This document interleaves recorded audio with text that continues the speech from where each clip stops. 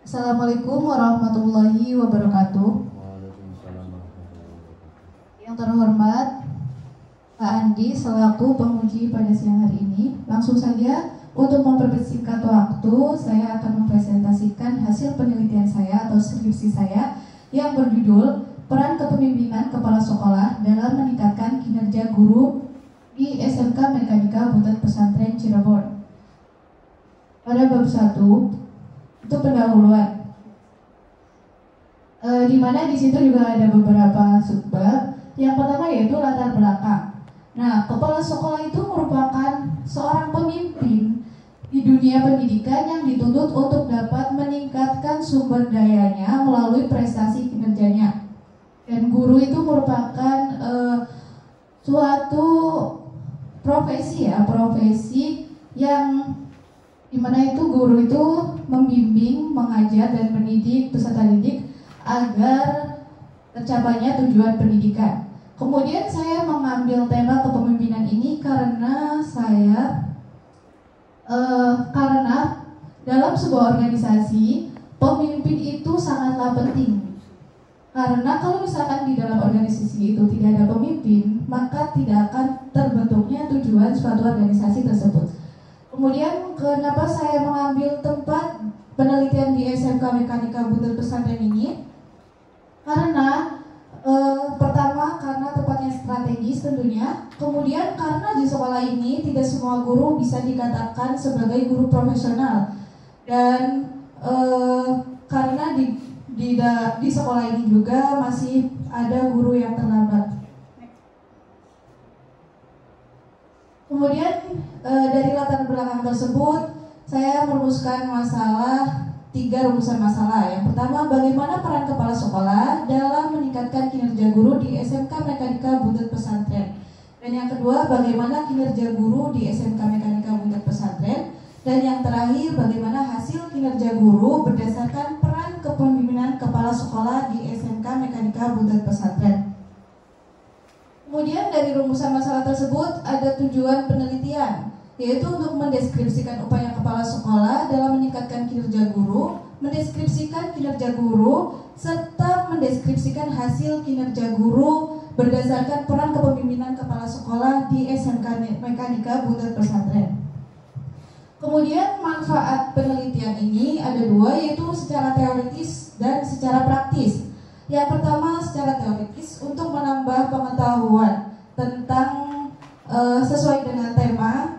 Kemudian secara praktis untuk mendeskripsikan upaya kepala sekolah dalam meningkatkan kinerja guru dan untuk mendeskripsikan kinerja guru serta mendeskripsikan hasil kinerja guru. Next.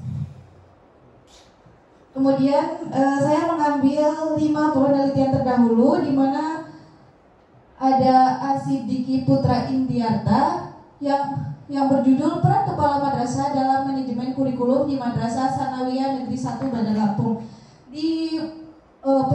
Di skripsi ini saya tidak menemukan hambatan, sementara dalam skripsi saya itu ada hambatannya. Kemudian lainnya antara ini, judulnya yaitu Peran Kepala Madrasah dalam Meningkatkan Kinerja Guru di di MTS Muhammadiyah Bandar Lampung. Kemudian Mu'arif Abdi, kemampuan kepemimpinan kepala madrasah dalam meningkatkan kinerja guru di MTS Islamiyah Medan. Dan Eni Elisa, di sini ada peran kepemimpinan kepala madrasah dalam meningkatkan kinerja guru di MTS Tarbiyah Islamiyah Kota Jambi. Dan yang terakhir dari Anjar Ma'amun Habibi, potret gaya kepemimpinan kepala madrasah dalam meningkatkan kinerja guru di Madrasah Aliyah Nahdlatul Ulama Putri Butet Pesantren. Kenapa saya mengambil penelitian terdahulu ini? Karena ini masih menyangkut dengan penelitian saya. Sedangkan pada Anjar Ma'amun Habibi ini perbedaannya yaitu beliau peneliti ini lebih fokus pada gaya kepemimpinan. Sedangkan dalam penelitian saya fokus kepada peran kepemimpinan. Kemudian kerangka pemikiran. Pertama, kita mengetahui peran kepala sekolah terlebih dahulu, kemudian kinerja guru. Setelah itu, perencanaan peningkatan yang dilakukan oleh kepala sekolah, kemudian pelaksanaan peningkatan yang dilakukan kepala sekolah, dan kita mengetahui hasil dari kinerja guru yang didapat dari peningkatan kepala sekolah. Kemudian sistematika tentunya ada bab 1, bab 2, bab 3, bab 4, dan bab 5. Kemudian pada bab 2 ada 3 subbab, di mana di situ ada kepemimpinan, kinerja guru, serta kepala sekolah. Dan yang pertama yaitu kepemimpinan. Di sini ada pengertian peran.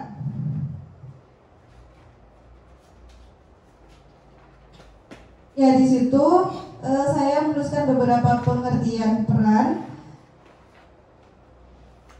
di mana di sini menurut pendapatnya Surjono Srekanto dan Budi Sulistyawati menjelaskan bahwa peran itu merupakan aspek yang dinamis dari kedudukan seseorang, dan apabila seseorang melaksanakan hak-hak dan kewajibannya sesuai dengan kedudukannya, maka orang yang bersangkutan menjalankan sesuatu peranan. Dari beberapa pengertian, saya menyimpulkan bahwa peran itu sendiri merupakan sikap atau perilaku seseorang untuk menyesuaikan sesuai dengan lingkungannya. Kemudian yang kedua yaitu pengertian kepemimpinan. Di dalam Islam sendiri, kepemimpinan itu dapat diartikan beberapa istilah ya. Ada khalifah, ulul amri, imam, serta ada malik. Nah, khalifah itu merupakan pemimpin pengganti Rasulullah. Kemudian imam biasa disebut sebagai orang yang bisa diikuti, seperti halnya imam sholat. Kemudian ulul amri itu orang yang mempunyai wewenang, dan serta malik, orang yang mempunyai kekuasaan. Semuanya sama, dan di situ saya menyimpulkan bahwa kepemimpinan itu merupakan kemampuan seseorang untuk mempengaruhi seseorang atau kelompok untuk mencapai tujuan tertentu. Kemudian sifat kepemimpinan. Di sini ada banyak sekali sifat kepemimpinan, tetapi saya menggarisbawahi sifat kepemimpinan yang diajarkan Rasulullah itu ada 4, yaitu sidik, amanah, fatona, dan tabligh. Kemudian nilai kepemimpinan. Di sini saya mengambil dari Profesor Ahmad Sanusi, di mana beliau itu membuat ya 6 sistem nilai kehidupan yang dalam kepemimpinan ini sangat bersangkut paut. Artinya di sini ada nilai teologi, nilai logik, nilai fisik, nilai estetik, nilai etik, serta nilai teologi. Dalam nilai teologi atau ketuhanan, di sini pemimpin yang mengetahui nilai ini, maka pemimpin tersebut bakalan melaksanakan kewajibannya sebagai seorang pemimpin itu sesuai dengan tanggung jawabnya. Terus kemudian pemimpin tersebut juga akan merasa lebih tenang dan akan menjalankan tanggung jawabnya itu dengan adil. Kemudian nilai logik. Nilai logik itu pemimpin tersebut akan menjalankan tugasnya itu sesuai dengan fakta. Dan nilai fisik itu pemimpin akan menjalankan tugasnya menggunakan visinya itu sebagaimana fungsinya. Dan nilai etik tentunya pemimpin dapat berperilaku sopan, santun, jujur, adil, dan lain sebagainya. Kemudian nilai estetik dan nilai teologi. Kemudian teori kepemimpinan. Di sini ada 2 teori yang saya ambil, yaitu teori dari George R. Terry. Di sini ada 8 teori: teori otokratif, teori psikologi, teori sosiologis, teori suportif, teori laissez-faire, teori perilaku pribadi, teori situasi, teori humanistik, dan yang kedua yaitu teori dari Saifullah. Beliau lebih terperinci, ada 5 teori, yaitu teori genetik, teori sosial, teori situasional, teori ekologis, serta teori perilaku. Kemudian ada peran kepemimpinan. Peran kepemimpinan itu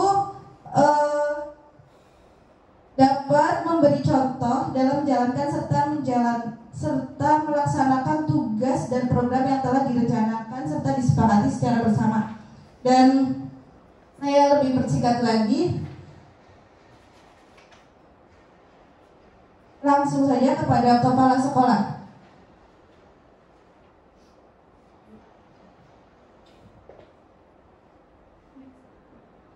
Di sini ada 2 poin. Yang pertama yaitu pengertian kepala sekolah. Pengertian kepala sekolah. Kepala berarti ketua, atau biasa kita lihat kepala itu letaknya di atas dan sekolah itu lembaga pendidikan. Jadi dapat kita artikan bahwa kepala sekolah itu merupakan ketua dari suatu lembaga pendidikan. Dan saya simpulkan bahwa kepala sekolah itu merupakan suatu tenaga pendidikan yang mempunyai kemampuan untuk memimpin sumber daya di sekolahnya secara maksimal untuk mencapai tujuan pendidikan, yaitu mencerdaskan kehidupan bangsa. Dan yang kedua yaitu peran kepala sekolah.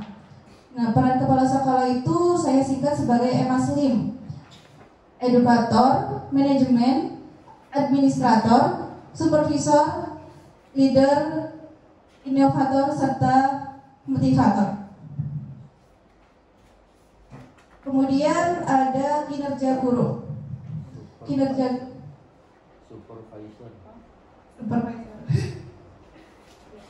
Ada kinerja guru. Di sini pengertian kinerja. Saya mengambil dari buku Mangkunegara dan Anwar Prabu yang menjelaskan bahwa kinerja itu merupakan hasil kerja secara kualitas dan kuantitas yang dapat dicapai oleh seorang pegawai. Dan saya menyimpulkan bahwa kinerja itu merupakan hasil proses kerja yang dicapai oleh seseorang. Kemudian pengertian guru.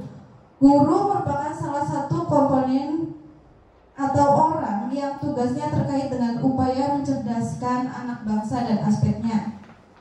Dan saya menyimpulkan guru itu merupakan profesi untuk membimbing, mengajar, mendidik, serta mengarahkan dan merubah perilaku peserta didik untuk mencapai kebaikan. Kemudian ada peran guru. Peran guru tadi juga sudah dijelaskan dalam pengertian guru: mendidik, mengajar, mengarahkan, dan lain sebagainya. Kemudian ada kompetensi guru. Kompetensi guru ini ada 10. Yang pertama, mengetahui bahan, mengelola program belajar mengajar, mengelola kelas, menggunakan media atau sumber, menguasai landasan pendidikan, mengelola interaksi belajar mengajar, menilai prestasi peserta didik, mengenal dan menyelenggarakan administrasi sekolah, memahami prinsip dan menafsirkan hasil penelitian, serta mengenal fungsi dan program bimbingan dan penyuluhan sekolah. Kemudian lanjut pada bab 3, yaitu metode penelitian. Di sini saya mengambil jenis penelitian kualitatif karena di sini saya meneliti sebuah peran kepala sekolah, yang dimana peran kepala sekolah ini tidak dapat digambarkan dengan angka ya.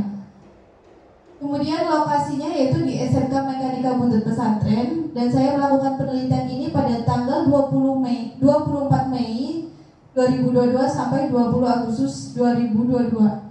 Kemudian subjek yang saya ambil yaitu kepala sekolah, wakil ketua kurikulum, guru, serta peserta didik.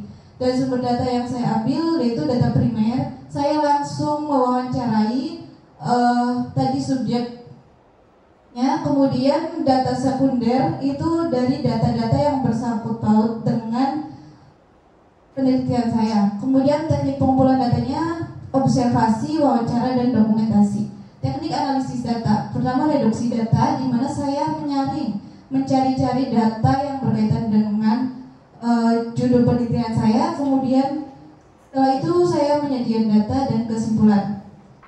Kemudian di situ ada kondisi sekolah menengah atau SMK Mekanika Buntut Pesantren. Langsung saja pada bab 4. Hasil dan pembahasan. Di sini ada 3 poin karena rumusan masalah kita ada 3, jadi pembahasan kita ada 3. Yang pertama, peran kepala sekolah dalam meningkatkan kinerja guru di SMK Mekanika Buntut Pesantren. Dan di sini kepala sekolah ini menerapkan 4 indikator dalam manajemen itu sendiri. Yang pertama yaitu perencanaan. Tentunya kepala sekolah ini melakukan perencanaan dalam meningkatkan kinerja guru, seperti merenovasi ruang kelas, terus membuat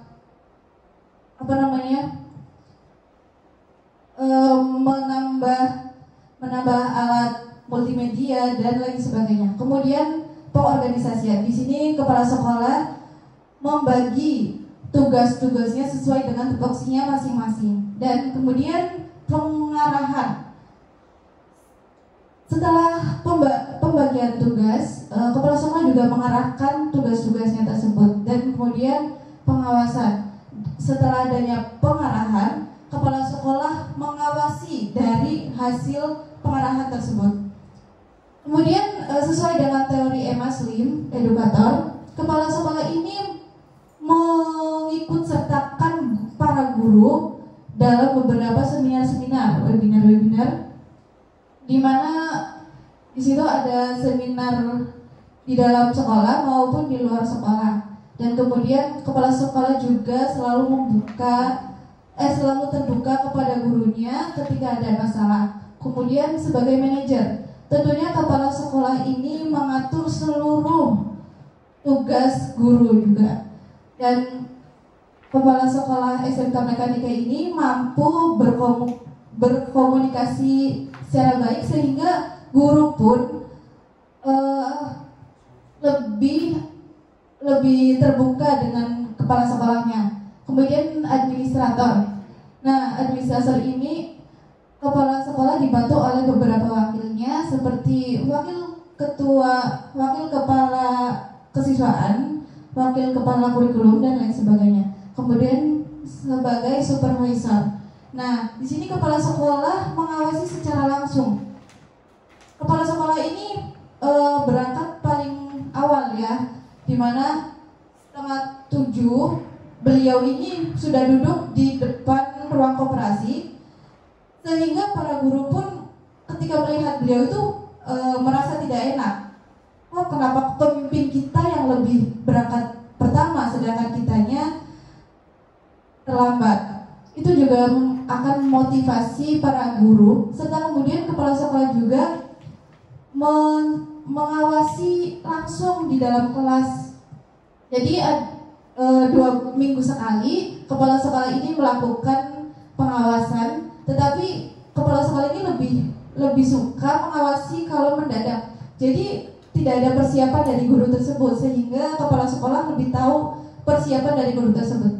Kemudian kepala sekolah sebagai leader, tentunya kepala sekolah dapat memimpin kepemimpinannya dengan baik. Kemudian sebagai inovator, di sini kepala sekolah memberikan berbagai inovator seperti pembangunan jembol,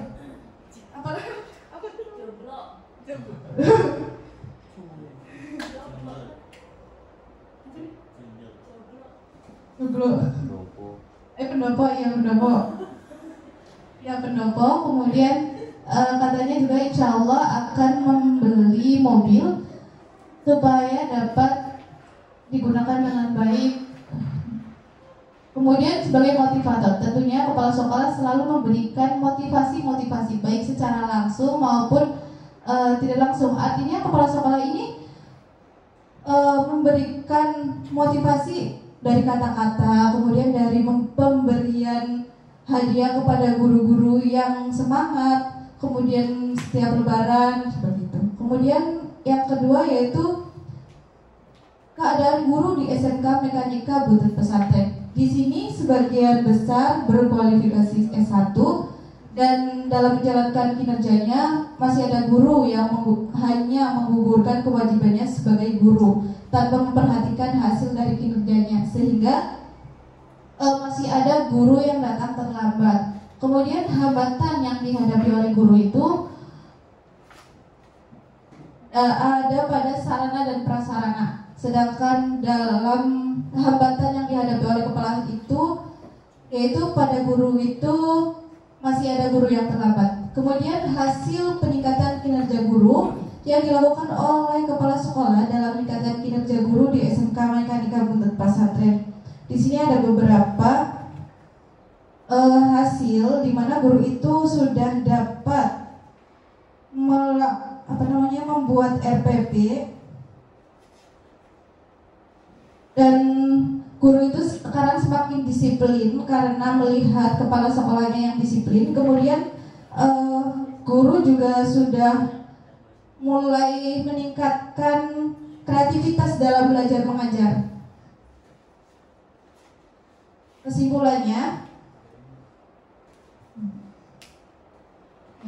Kesimpulannya di sini yang pertama yaitu peran kepala sekolah. Peran kepala sekolah SMK Mekanika ini tentunya sudah maksimal dalam sesuai dengan teori Emma Slim tersebut. Kemudian pada poin kedua yaitu guru di SMK Mekanika ini sudah mulai berkembang atau sudah mulai meningkatkan kedisiplinannya agar dapat mencapai tujuan pendidikan, yaitu mencerdaskan kehidupan bangsa. Kemudian pada poin ketiga yaitu hasil peningkatan kinerja guru yang dilakukan oleh kepala sekolah tadi sudah semakin maksimal, dengan bukti bahwa guru sudah bisa dikatakan sebagai guru berkompetensi dan peningkatan dalam kedisiplinan. Terima kasih.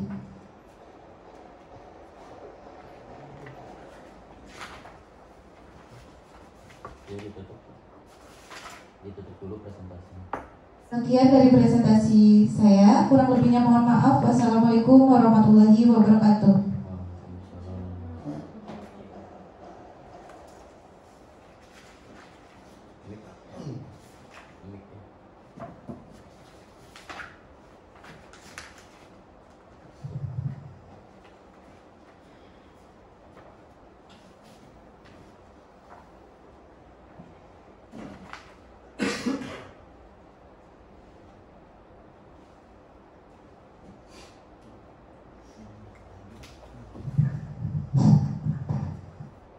Terima kasih kepada saudari Siti Amelia. Yang saya lihat itu menguasai sekali presentasinya, tidak gugup dan sebagainya. Ada beberapa poin yang ingin saya tanyakan dulu ya, sebelum nanti masuk ke dalam revisi. Nggak usah takut ya, santai saja.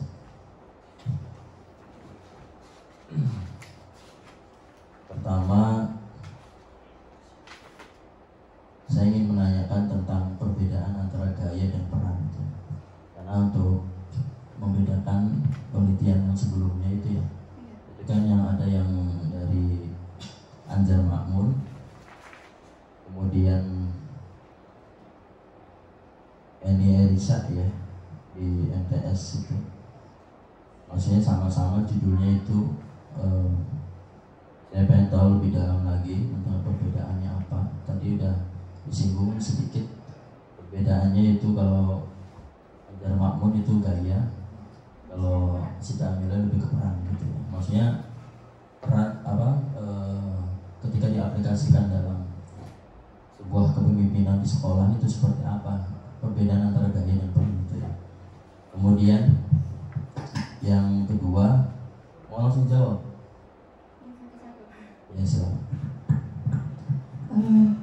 kalau gaya itu lebih pada gaya demokratis. Jadi apa yang digunakan dalam seorang pemimpin tersebut? Apakah beliau lebih pada demokratis atau otoriter atau yang lain sebagainya? Karena berbeda juga dengan peran ya. Kalau peran itu lebih kepada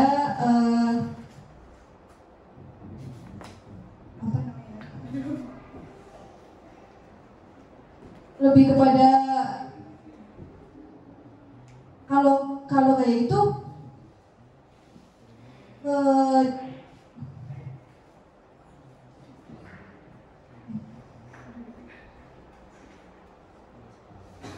Ya tadi kalau gaya itu tadi kan ada gaya pragmatis, ada gaya Ya, ada beberapa gaya, iya. sampai ada 10 sampai 15 gaya. Iya. Maksudnya peran itu ada bedanya enggak gitu? Karena kamu ngomong ada beda antara peran Iya. dengan gaya gitu. Maksudnya peran itu sendiri apa? Kalau gaya itu ibarat kayak misalkan kita memakai baju seperti itu. Kalau misalkan kita memakai baju, kalau bajunya itu bisa disebut sebagai gaya, tapi kalau misalkan fungsi dari baju itu disebutnya sebagai peran. Jadi peran itu fungsi dari gaya itu sendiri. Berarti gaya itu bebas. Kalau peran itu terukur dan terarah. Apa gimana? Jadi kepala sekolah datang pagi-pagi setengah 7 gitu, kemudian memfasilitasi guru-gurunya untuk pelatihan dan sebagainya. Ya. Kemudian membuat sarana prasarana kayak membuat coklo tadi disebutkan, membuat mobil dan sebagainya. Apa itu bisa dikatakan gaya? Bukan, atau itu peran. Ya maksudnya coba jelaskan maksudnya peran itu sendiri apa gitu. Kalau peran itu kan berarti suatu kita sesuai dengan apa ya namanya? Kalau peran itu kan sebuah sikap kita untuk menyesuaikan lingkungannya. Seperti kita sebagai pemimpin sekolah, jadi kita harus bersikap sesuai dengan lingkungannya. Kalau misalkan gaya itu tidak mesti harus menyesuaikan sekolahnya. Kadang ada seorang yang menggunakan gaya sesuai dengan haknya sendiri. Itu jawabannya. Iya. Ini harus dipahami ya sebagai mahasiswa MPI gitu ya, dan harus dikuasai malah, supaya nanti ketika Anda itu jadi kepala sekolah atau bekerja di lingkungan pendidikan, itu Anda sudah terbiasa menempatkan diri Anda seperti apa gitu. Makanya Anda harus tahu dulu perbedaan antara gaya dengan peran itu sendiri. Berarti tadi dikatakan kalau peran itu kita harus mengikuti yang ada di wilayah itu.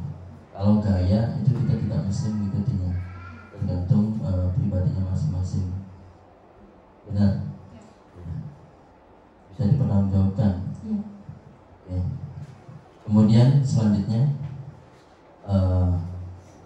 wawancara ya.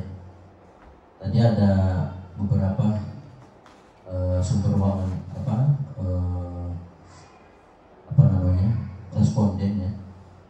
responden yang akan nanti diwawancarai ada 7. Itu penentuan orang yang akan diwawancarai itu berdasarkan metode apa? Apa langsung tutukan saja, atau ditentukan sendiri, atau dari kepala sekolah, atau benar-benar ditentukan berdasarkan sampling dan sebagainya. Karena kan harus sesuai juga. Kita tidak bisa ujuk-ujuk langsung menentukan guru ini yang akan kita wawancarai. Tentunya ada metode juga untuk menentukan wawancara itu. Ya, silakan dijawab. Terima kasih. Di situ saya pertama mewawancarai kepala sekolah, wakakurikulum, 3 guru serta 3 siswa. Tentunya itu juga ada alasan tersendiri. Kenapa saya mewawancarai kepala sekolah? Pastinya sesuai dengan tema saya. Kemudian wakakurikulum. Nah, wakakurikulum ini kan wakakurikulum ini bersangkut paut dengan kinerja guru, dan guru itu sendiri juga ya untuk menilai kepribadian kepala sekolah serta siswa untuk menilai dari kinerja guru. Bentar. Di sini nggak ada wakakurikulum. Ada, Pak? Nggak ada. Bapak Muhammad Lutfi Yusuf, Bapak Ali Munif Hasan, Bapak Wan Sofani, Bapak Aam, Bapak Ibu Aam, Bapak Dimas, Ibu Hanida, terus Ibu apa Bapak ini? Renanung itu Ibu tak? Wah. Iya, nggak ada malah wakakurikulumnya. Sedangkan di sini ya kepala sekolah, wakakurikulum, guru. Di sininya malah nggak ditulis. Oh iya. Lupa, Pak, belum dicantumkan. Tapi di hasil wawancaranya ada. Oh, di hasil. Iya, ini maksudnya di lembar terakhir Ah. ada, saya lupa. Soalnya tadinya emang tidak ada waka kurikulum, tapi disarankan oleh dosen pembimbing saya waka kurikulum. Saya mungkin lupa masukkan pada bab ini. Harus lebih teliti lagi. Iya. Untung saya menemukan. Terus penentuannya itu dengan apa? Apa tentukan sendiri? Langsung tutup ini. Maksudnya metodenya apa? Tidak Pak, tidak ditunjuk, tidak menentukan sendiri. Tadi kan sesuai dengan tema saya. Iya, Tapi maksudnya- kalau guru saya kan tidak mengetahui guru-guru. Maksudnya tuh bisa ditentukan Pak Wawan gitu, Pak Ali Pementasan gitu. Berdasarkan metode apa? Apa intervensi sendiri atau dari sekolah atau gimana? Kalau guru-guru kan saya tidak kenal di guru-guru di SMK, jadi saya meminta bantuan kepada kepala sekolah untuk memberikan informasi tentang guru-guru tersebut. Jadi dari guru-guru tersebut dari ajuan dari kepala sekolah. Anjuran dari kepala Iya. sekolah. Ya, kemudian kepala sekolah memberikan nama-nama itu. Iya. Terus untuk siswanya sih Kalau siswanya saya random. Nggak. randomnya apa? Jadi saya Bisa mengambil dari. menunjuk itu apa? Saudari Renanum Najwa. Jadi kalau misalkan siswanya kan ada yang dari kelas 10, ada yang dari 11, 12 apa. Jadi kita mengetahuinya itu ngambil secara ini aja, makanya biar Iya, metode pengambilannya tuh udah mau aja tah gitu. Atau gimana? Kan harus ada metodenya juga. kalau Nggak itu sembarang. saya ini sendiri Pak. Saya menanyakan kepada teman-teman saya Oh, di sini ada anak SMK kelas berapa seperti itu. Saya pilih-pilih kembali. menanyakan teman sejawat gitu.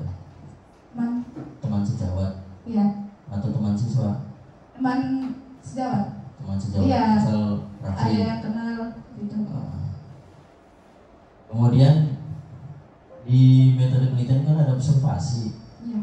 Iya, kok di lampirannya nggak ada lembar observasinya? Adanya wawancara aja sama dokumentasi. Ya di situ tidak ada foto. Enggak, maksudnya kan observasi kan ada indikator-indikator yang mau di kan kamu di hasil pengamatan dan pembahasan Iya. itu kan penggabungan antara teori Kan. kemudian hasil observasi dan wawancara gitu. Iya. Maksudnya di sini kok nggak ada lembar observasinya, berarti kamu Lembar. ngira-ngira tak? Tidak, di situ ada lembar ini Pak, lembar perizinan dari kampus serta perizinan dari. Itu mah administratif di sini sekolah. Maksudnya kamu kan punya mata melihat kan, Iya. kamu punya rasa, Iya. merasakan kondisi di sekolah itu.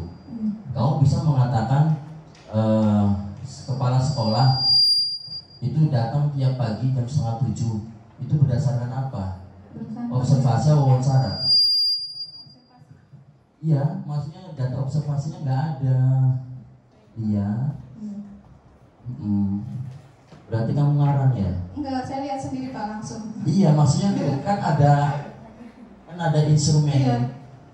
Sebelum penelitian kan ada instrumen dulu, ada instrumen observasi, ada instrumen wawancara, ya kan? Ada instrumen dokumentasi, Iya. gitu. Dokumentasi dengan foto-foto, bener enggak? Kepala sekolah itu standby jam 6:30. Kemudian observasi kan ada indikator-indikatornya. Indikator yang akan diamati dari sekolah tersebut atau kepala sekolah tersebut aktivitasnya itu. Ini nggak ada lembar observasinya, nggak ada instrumen observasinya, cuma wawancara saja. Kebanyakan wawancara. Berarti Anda itu membahas, menulis hasil penelitian itu wawancara semua. Sedangkan tadi mengatakan saya lihat langsung, berarti kan observasi. Iya. Maksudnya lebarannya mana? Indikatornya apa? Yang mau diamati itu apa gitu? Silakan. Berarti nanti ditambahin gitu Pak. Enggak, saya nanya dulu. Kenapa bisa nggak ada lembar observasi? Saya lupa Pak. Lupa. Iya. Fokusnya ke wawancara. Lupa apa takut sama kepala sekolahnya?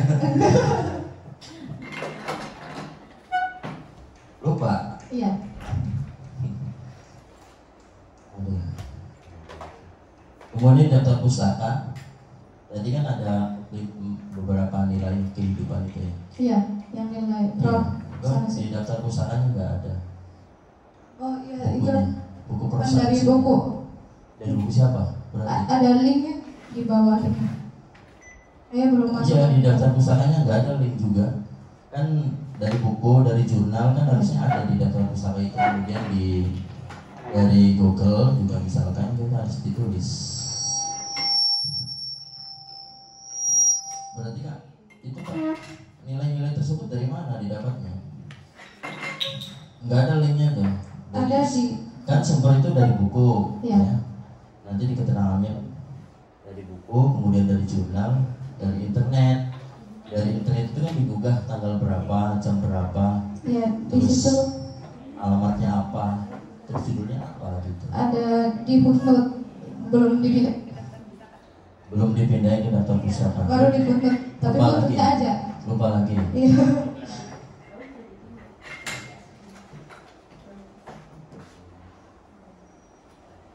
Terus yang terakhir, kalau di bab 2 itu kan footnote-nya ada ya. Ya keterangan-keterangan dari tulisan dasar teori itu footnote-nya ada di bawah. Iya. Kalau hasil penelitian itu malah footnote-nya nggak ada. Berarti sumbernya itu dari mana? Ada dari wawancara seperti itu. Ada. Ada.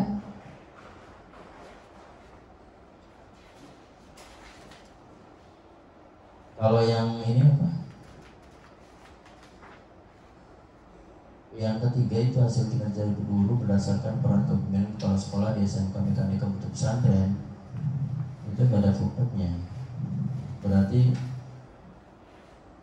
bikinan kamu semua ada? Ini kan apa namanya? Enggak ada. Dari ini Enggak, apa-apa. pakar kurikulum. Yang ketiga, pertanyaan ketiga itu di pembahasan. Itu nggak ada footnote-nya. Kepala sekolah mampu menciptakan suasana sekolah agar kondusif yang diikuti dengan bimbingan yang baik. Terbuka dapat membimbing menjadi contoh serta dapat menjadikan sekolah lebih baik dari setiap tahunnya. Berdasarkan hasil wawancara tentang pembimbing kepala sekolah, bla bla bla bla, seorang pembimbing dapat mengulang. Di sini menurut siapa? Tidak ada. Cuma di 1 dan 2 saja yang ada footnote-nya. Yang ketiganya lupa lagi. Yang ketiga Yang pertanyaan ketiga pembahasan belum dicantumin. belum, lupa lagi. Pakar kurikulum dia. Uang kurikulumnya nggak dicantumin di datanya ya, Data. data wawancaranya. Ya, tapi di hasil wawancaranya ada. Di hasil wawancaranya ada. Iya. Kasihan banget yang nggak ditulis. Iya, uang Pak. kurikulumnya. Soalnya tambahan. Nanti saya kasih tahu uang kurikulumnya. Ini nggak ditulis, nama-namanya bapak nggak ada. Nanti saya kasih tahu Pak Wayan. Oke. Berarti intinya kebanyakan lupa ya. Kenapa lupa? Karena waktu itu buru-buru. Waktu Tidak. itu kan mau ikutnya sidang kedua, jadi buru-buru. Akhirnya gagal, Iya, diundur malah ya. iya dulu. Berkas sudah masuk. Udah. Ini mungkin seseorang. Enggak. Kemudian sudah sih itu pertanyaannya. Ya. Dan kebanyakan jawabannya lupa. Kemudian untuk abstrak ini dari translate apa? Enggak. Itu dari teman saya yang bisa bahasa Arab. Tapi itu kebalik Pak, dari bacanya dari sini. Tolong beresin ya. Iya. Dirapikan lagi. Enggak. Yang malu-malu itu. Iya. Untuk sistematika tulisan itu lumayan udah bagus ya. Paling ini aja apa, dirapin lagi. Iya. Dirapin lagi, nanti di rentalan misalkan ya, atau kamu bisa ngerapin sendiri sebelum nanti dijilid gitu ya. Kemudian ini ada jarak-jarak yang jauh ya. Iya Pak, mohon maaf karena tadi sebenarnya di dalam laptop saya kan F5, tapi pas ngeprint kan pakai kertas A4. Jadi di file mah masih ada ininya Pak, di tulisan di bawahnya juga masih ada STT Pondok Pesantren, tapi di sini nggak ada. Saya pengen nanya kamu ya, nah, nilai bahasa Indonesia berapa? A? B? Lupa. Bahasa Indonesia Iya, mata pas kuliah. apa? Lupa. Maksudnya setiap paragraf itu berapa kali kata, berapa huruf minimal. Maksudnya ini ada yang cuma 3 baris, ada yang banyak banget. Maksudnya tuh gimana? Ini tiga, enggak, kenapa nggak digabungin aja jadi satu paragraf gitu? Menurut kamu minimal berapa? Karena waktu minimal 5. 5 apa? 5 kata? 5 baris. 5 huruf? Oh, 5 baris. 3 baris minimal.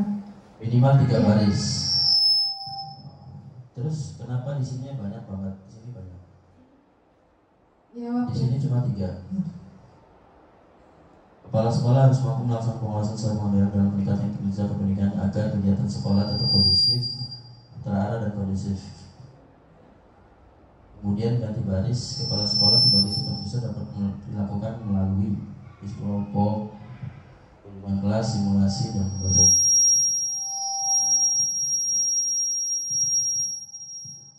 Kenapa nggak disatukan saja? Alasannya apa?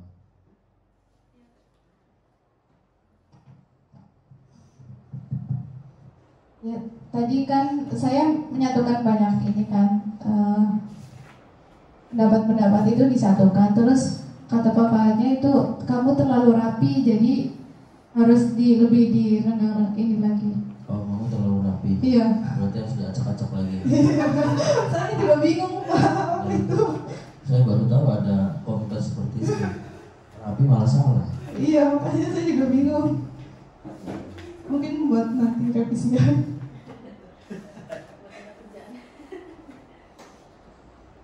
Paling ya itu apa? Rata kanan rata kirinya lebih diperhatikan lagi kan. Pas. Itu saja ya. Terima kasih. Jadi intinya saya lupa. Tuh, kakakku kamu foto bareng. Kasian banget gak disebutin namanya. Kasih tahu Pandi.